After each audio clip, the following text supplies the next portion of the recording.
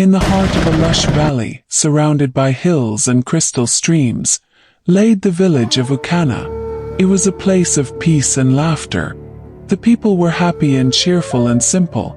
There in Ukana lived a maiden named Esari, whose beauty was said to rival the morning sun. Her hair flowed like dark rivers, and her eyes held the cold fire of the stars. Esari was breathtakingly beautiful. Her skin was like sun-kissed ivory. Songs were sung of her beauty, and artists came from distant towns just to capture her likeness. Every day as she walked past, people admired and sang of her beauty.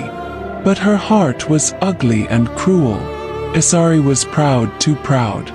She walked as if the earth should bow, and she spoke with a tongue dipped in venom. She mocked the poor, sneered at the old, and regarded anyone who dared to admire her as beneath her. She fought her peers and had respect for none. So famed was her beauty that great men traveled from far and wide. Princes bearing gold, warriors bearing trophies, scholars bearing poetry, and merchants with silks as fine as spider threads. Each came with the same hope, to win Esari's hand in marriage. But Esari was as proud as she was fair. She looked upon the princes and laughed, called the warriors brutes, dismissed the scholars as fools, and called the merchants no better than beggars. "None are worthy of me," she would say, turning her face from them as though their presence disgusts her. Though her father pleaded, and the village elders warned her that pride invites the wind's wrath, she only scoffed and said, "Let the wind try to touch me. It will only scatter my scent." One market day, a hunched old woman in tattered clothes wandered into the village.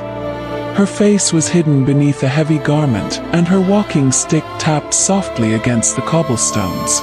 Villagers, out of kindness, offered her bread and water. Everyone, that is, except Esari. The old woman approached Esari's stall, where she was admiring her own reflection in a silver mirror. "Child," the woman called, "may I rest in your shade and have a sip of water?"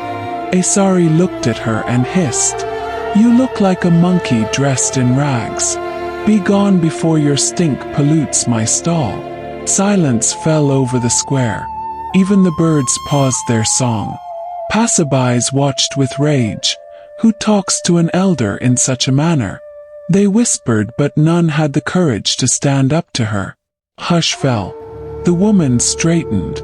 Her eyes flashed gold beneath her garment.